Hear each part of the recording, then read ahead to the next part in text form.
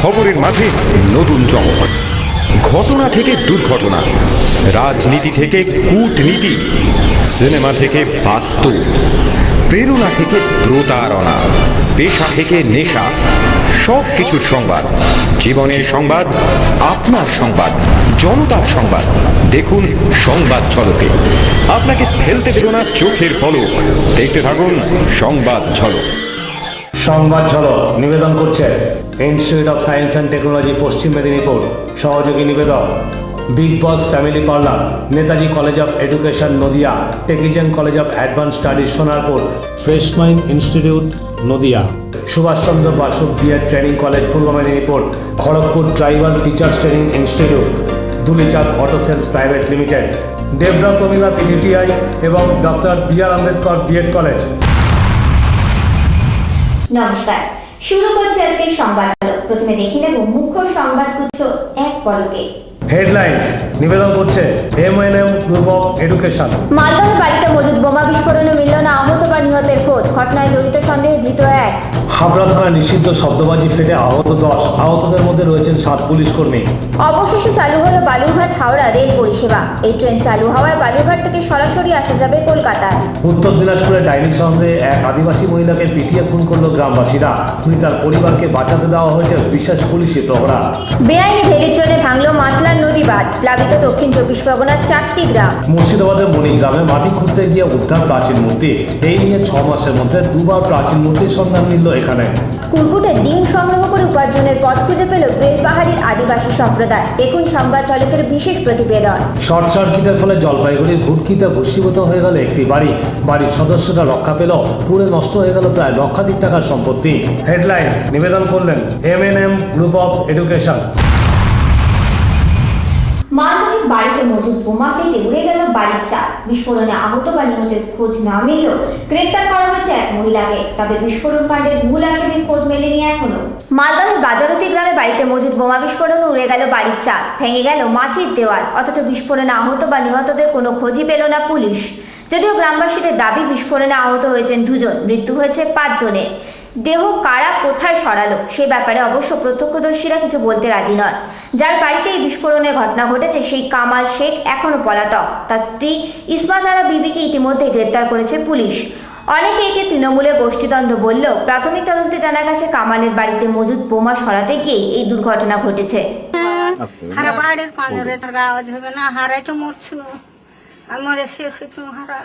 কে রেখে গেল বোম বলতে পারছি না, ওর সাথে চলাচল নেই। এই ঘটনার সঙ্গে বর্ধমান কাণ্ডের কোনো যোগ রয়েছে কিনা তা খতিয়ে দেখা হচ্ছে। বিস্ফোরণের পরে প্রমাণ লোপাটের চেষ্টা করা হয়েছে বলে অভিযোগ তুলছেন বিরোধীরা। সংবাদ ঝলক মালদা। হাবড়া থানার ভেতরে নিষিদ্ধ শব্দবাজি ফেটে আহত 10, আহতদের মধ্যে ছিলেন 7 জন পুলিশ কর্মী। কিভাবে এই দুর্ঘটনা ঘটল তা জানতে শুরু হয়েছে উচ্চ পর্যায়ের তদন্ত। থানার ভেতরে নিষিদ্ধ শব্দবাজি ফেটে আহত হলেন 7 পুলিশ কর্মী সহ মোট 10 জন। আহতরা বর্তমানে বারাসাত হাসপাতালে চিকিৎসাধীন রয়েছে। ঘটনাটি ঘটেছে উত্তর 24 পরগনা হাবড়া থানায়। গোপন সূত্রে পাওয়া খবরের ভিত্তিতে উত্তর হাবড়া থেকে কয়েক লক্ষ টাকার নিষিদ্ধ বাজি সহ এক ব্যক্তিকে গ্রেপ্তার করে পুলিশ। আটক বাজিগুলি থানায় এনে জিপ থেকে নামানোর সময় ফেটে যায় সেগুলি। কিন্তু কিভাবে এই বিস্ফোরণ ঘটল তা এখনো জানা যায়নি। হাবড়া থানার পুলিশ পার্সোনালরা নিষিদ্ধ বাজি রেড করে হাবড়া থানায় যখন নিয়ে এসে গাড়ি থেকে নামাচ্ছিল, দুর্ঘটনাবশত তখন বাস্ট করে। সংবাদ ঝলক উত্তর 24 পরগনা। পশ্চিম মেদিনীপুরের মানুষ ফিরে পেয়েছেন শান্তির আবহ। সেখানে ফিরে এসেছে শিক্ষার প্রসারের উপযুক্ত পরিবেশ।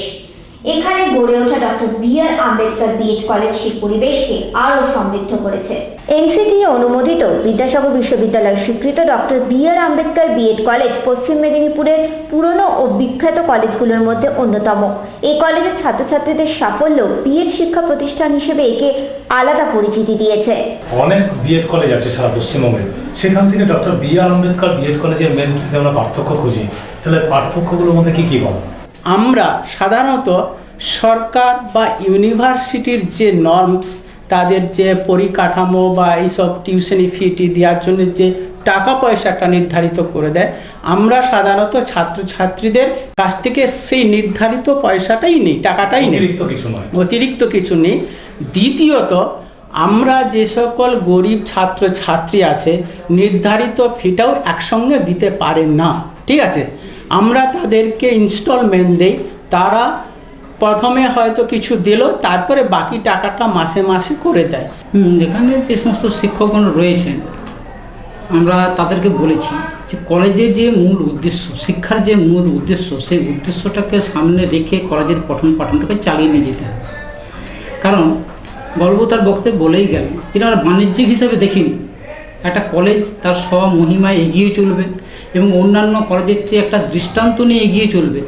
সেই আদর্শকে সামনে রেখে আমরা এগিয়ে যেতে চাইছি, আমরা ম্যানেজমেন্ট চাইছে এগিয়ে যেতে।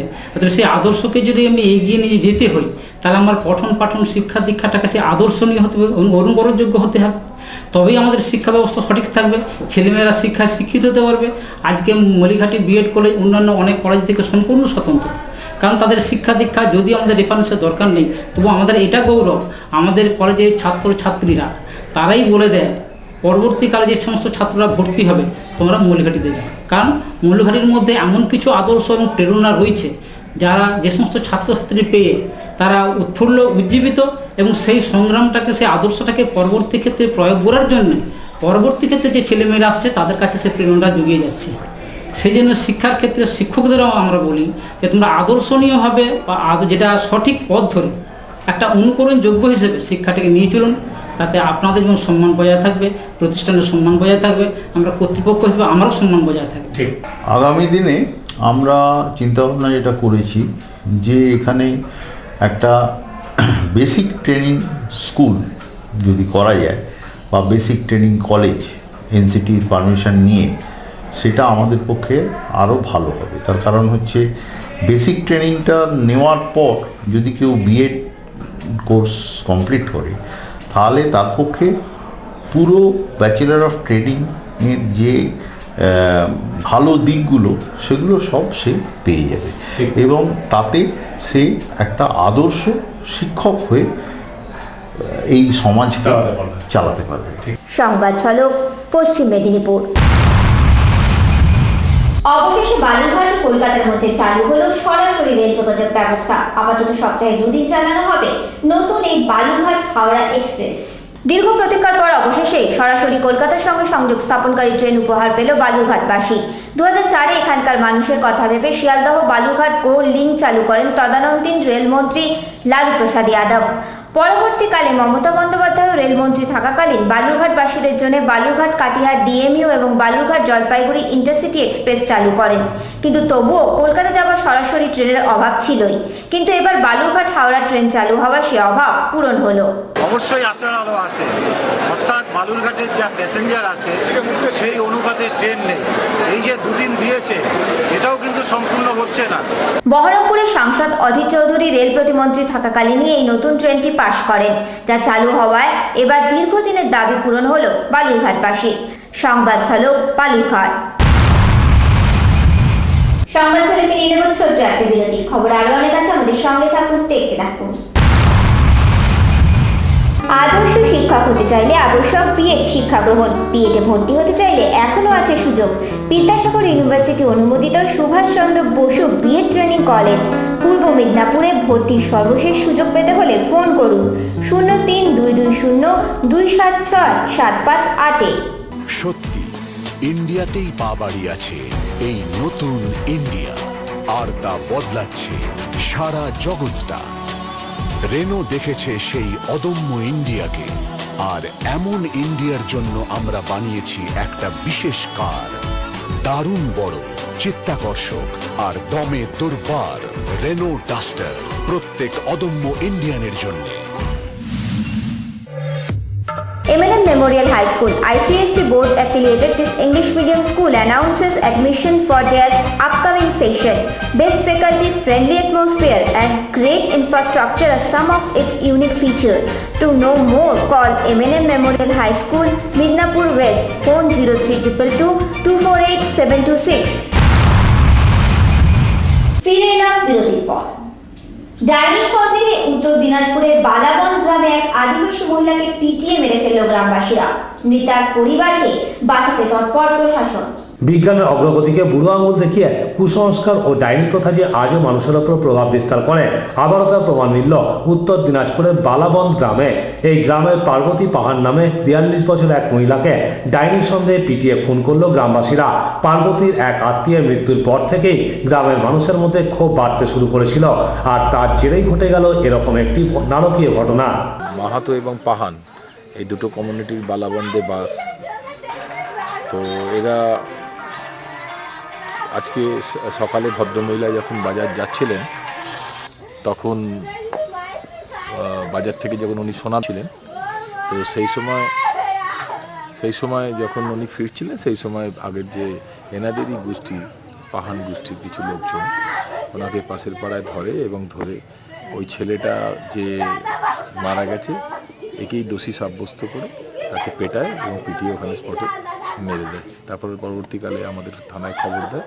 মহিলার মৃত্যু সংবাদ পেয়ে ঘটনাস্থলে উপস্থিত হন স্থানীয় থানার আইসি।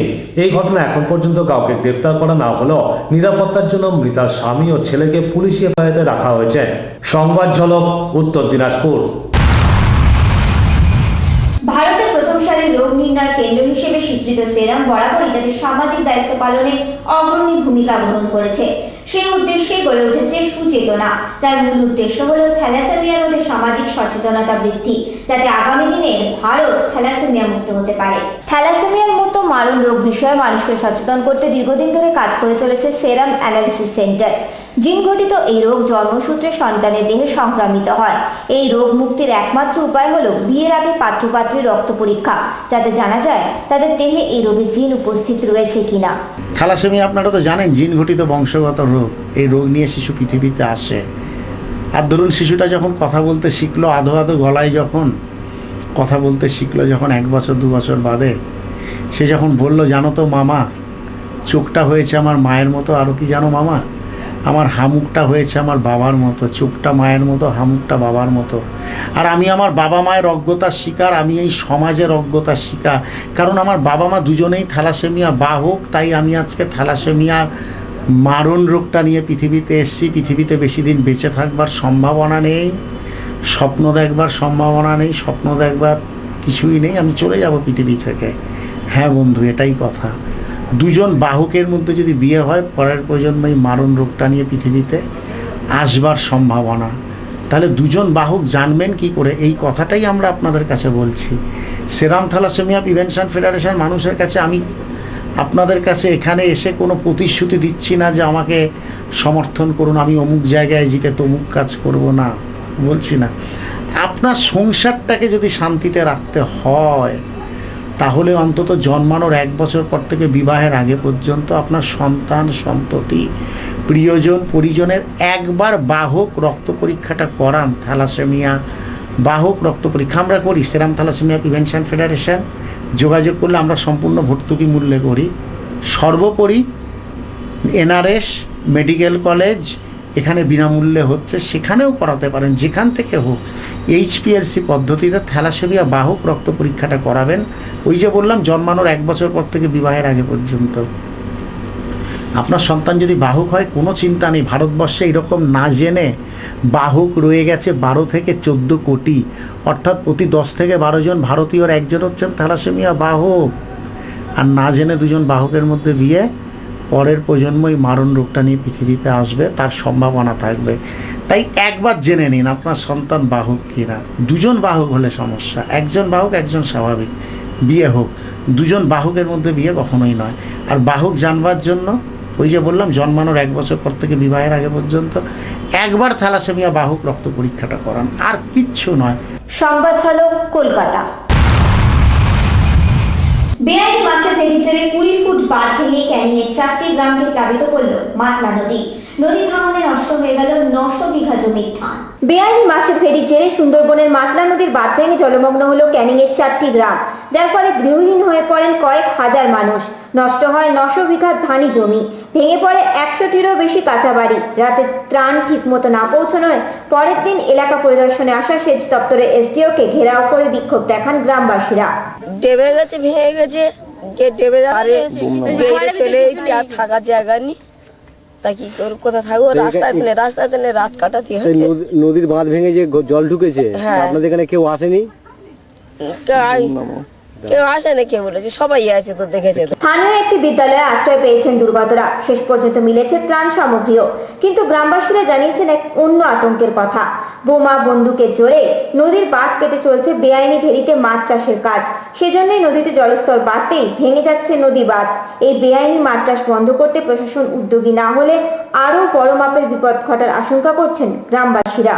সংবাদ ঝলক, দক্ষিণ 24 পরগনা। সংবাদ ঝলকে নিয়ে নেব ছোট্ট আরেকটা বিরতি। খবর আরো অনেক আছে, আমাদের সঙ্গে থাকুন, দেখতে থাকুন। দেশের যে কোনো বিশ্ববিদ্যালয়ের অধীনে যে কোনো ধরনের কোর্স করতে বা বিএডে ভর্তি হওয়ার শেষ সুযোগ নিতে হলে যোগাযোগ করুন ফ্রেশ মাইন্ডের সঙ্গে। Your future will shine always with Fresh Mind. Fresh Mind Institute, Krishnanagar, Nadia. Phone 03432233050। Pandua college of education NCT স্বীকৃত ও বর্ধমান ইউনিভার্সিটি অনুমোদিত এই কলেজ ছাত্রছাত্রীদের বিএড কোর্স করার সুযোগ দিচ্ছে। এ বিষয়ে আরও জানতে যোগাযোগ করুন Pandua college of education, Pandua, Hooghly. দূরাভাষ 9232379975। Kharagpur Tribal Teachers Training College gives the student a golden chance to complete BEd or DEd course under one roof. So choose your course today. For admission, contact KTTC Kharagpur, Midnapur West. Phone 0322291491.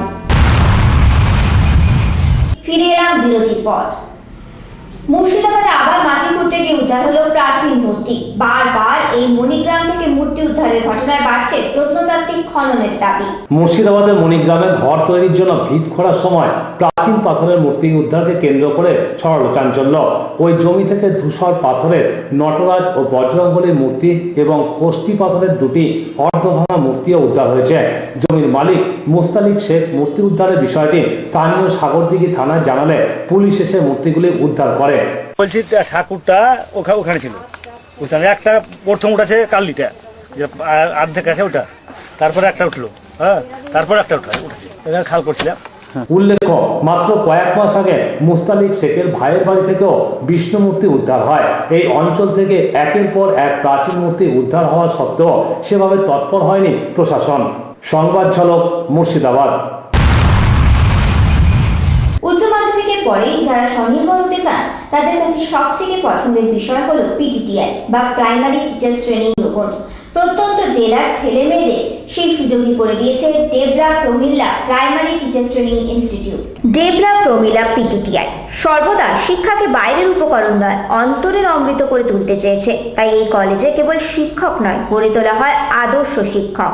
Pramila PTTI college, প্রমিলা নামটা কেমন? Actually প্রমিলা আমার ঠাকুমা।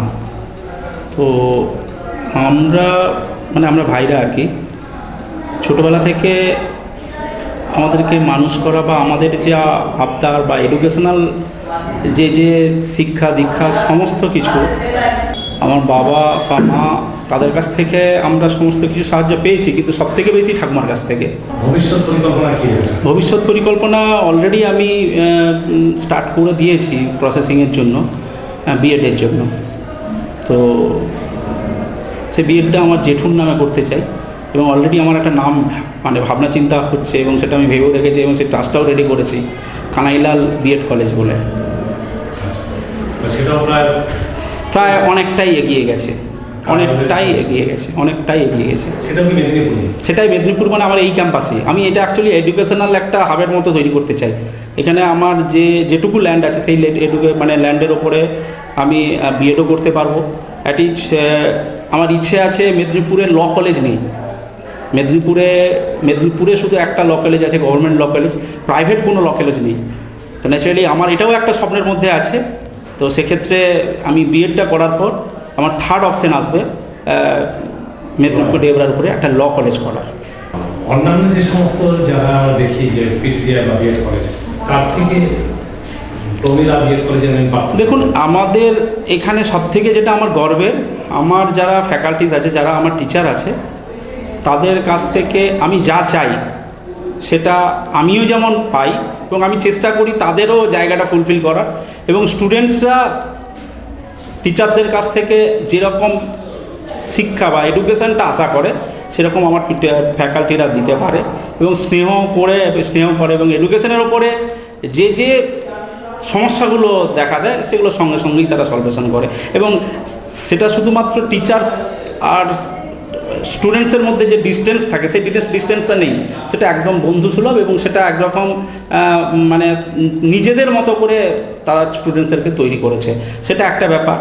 এবং আমাদের এখানে যা আমার কোর্সের যা জায়গা আছে, কোর্সের খুবই ঠিকঠাক জায়গা আছে এবং কোর্সটা নিয়েও আমার এখানে ছেলেমেয়েরা খেলাধুলো করতে পারে। এডুকেশন পাওয়ার যেগুলো আছে আপনার মিউজিকের ব্যাপার, আমাদের মিউজিকের ম্যাডাম ভীষণ ভালো এবং উনি ঠিকঠাক এবং আমার স্টুডেন্টসরাও ভালো নিতে পারেন মিউজিকের ক্ষেত্রে। এবং সবথেকে বড় কথা, এখানে স্টুডেন্টসরা স্যাটিসফাইড মানে আমরা সবাই স্যাটিসফাইড, টিচার স্যাটিসফাইড মানে আমরা স্যাটিসফাইড। সংবাদ ঝলক মেদিনীপুর। একসময় ছিল খাদ্য, আজ সেই খাদ্য হয়ে উঠেছে জীবিকার্জনের উপায়। বেলপাহাড়ির লোধা শব সম্প্রদায়ের জীবন ধারণের মূল উপায় এখন হয়ে উঠেছে কুরকুটের ডিম সংগ্রহ। বেলপাহাড়ির লোধা শব সম্প্রদায়ের মানুষ একসময় খাদ্যের অভাবে লাল পিঁপড়ে খেয়ে ক্ষুধা নিবারণ করত। নতুন সরকার আসার পর পরিস্থিতি বদলেছে। জঙ্গলের আদিবাসী সম্প্রদায়ের মানুষের ঘরে 2 টাকা কেজি দরে চাল পৌঁছে গেছে, কিন্তু লাল পিঁপড়ে বা কুকুরের সঙ্গে পুরনো সম্পর্কটা রয়েই গেছে। শুধু খাদ্য এখন পরিণত হয়েছে জীবিকা অর্জনের উপায়। আষাঢ় থেকে কার্তিক মাস পর্যন্ত সময় হলো পিঁপড়েদের প্রজনন ঋতু। এই সময় পিঁপড়েরা ডিম পাড়ে। পিঁপড়েদের ডিম একদিকে যেমন মাছের টোপ হিসেবে ব্যবহৃত হয়, তেমন অন্যদিকে এর থেকে তৈরি হয় জীবনদায়ী ওষুধ। তাই এই ডিমের বাজার মূল্য এখন দাঁড়িয়েছে 150 টাকা কেজিতে। আদিবাসী পুরুষ মহিলারা দিনে 1 থেকে 1.5 কিলো পর্যন্ত ডিম সংগ্রহ করেন, যা বিক্রি করে দিনে মাথা পিছু 200 টাকা পর্যন্ত আয় করেন তারা। এই সকালে একটু খাওয়া দাওয়া করে যায়, 12টা ঘুরে আসা হয়, তারপরে এগুলো বিক্রি করি, চাল ডাল কিনা হয়। এটা জঙ্গল থেকে শাল গাছ, এটা কলকাতা যায় 150। এক সময় খাদ্য আর জঙ্গলের মানুষের কাছে লক্ষ্মী লাভের উপায়, তাই কুকুরকে আলাদা চোখে দেখেন এখানকার মানুষ। সংবাদ ঝলক পশ্চিম মেদিনীপুর। বৈদ্যুতিক শর্ট সার্কিট থেকে ভস্মীভূত হয়ে গেল জলপাইগুড়ির ফুটকি এলাকার একটি বাড়ি। বাড়ির সদস্যরা প্রাণে বেঁচে গেল, পুড়ে নষ্ট হলো কয়েক লক্ষ টাকার সম্পত্তি। জলপাইগুড়ির ভুটকি এলাকায় পুড়ে ছাই হয়ে গেল একটি বাড়ি, সে সঙ্গে পুড়ে গেল 2টি গরুও। জানা গেছে অগ্নিদগ্ধ বাড়ির মালিক শ্রীবাস চাকির ছেলে প্রথম ভোরের দিকে আগুনের শিখা দেখতে পান। তার বাবা মাকে মৃত্যুর হাত থেকে রক্ষা করলেও নগদ প্রায় 22,000 টাকা, বাইক, ল্যাপটপের মতো প্রায় লক্ষাধিক টাকার জিনিস নষ্ট হয়ে যায়। তখন এসে দেখলাম এই অবস্থা, তখনই ফায়ার ব্রিগেড ফোন করা হয়েছে। তো বলছি আমরা আসছি, ভালো কথা আসছি, মোটামুটি 1 ঘন্টা 1.5 ঘন্টা ওয়েট করছি, তাও খবর নেই। কমিশনারকে ফোন করা হয়, কমিশনার বলছে হ্যাঁ আসছি, হ্যাঁ পাঠিয়ে ফোন করে দিচ্ছি, ভালো কথা, তাও খবর নেই। লাস্ট এসে আবার ফোন করা হয়েছে ফায়ার ব্রিগেডে, এবং ফোনটা রিসিভ করে আমাদের ফোন হোল্ডে রেখেও তারা গল্প করতে শুরু করেছে। ঘটনাস্থলে দমকলের ইঞ্জিন পৌঁছাতে দেরি হওয়ায় বাড়িটি পুরো ভস্মীভূত হয়ে যায়। প্রাথমিক তদন্তে অনুমান শর্ট সার্কিট থেকেই এই অগ্নিকাণ্ডের ঘটনা ঘটেছে। সংবাদ ঝলক জলপাইগুড়ি। আজকের মতো সংবাদ ঝলক এখানে শেষ করছি। দেখা হবে আগামী সপ্তাহে ঠিক এই দিন এই সময়। নমস্কার। সংবাদ ঝলক নিবেদন করলেন institute of science and technology পশ্চিম মেদিনীপুর। সহযোগী নিবেদক big boss family parlour, Netaji college of education Nadia, টেকিজেন college of advance studies Sonarpur, fresh mind institute Nadia, Subhashchandra Basu BEd training college পূর্ব Medinipur, Kharagpur tribal teachers training institute, Dhulichand auto sales private limited, Debra Pramila PTTI এবং doctor B R Ambedkar BEd college.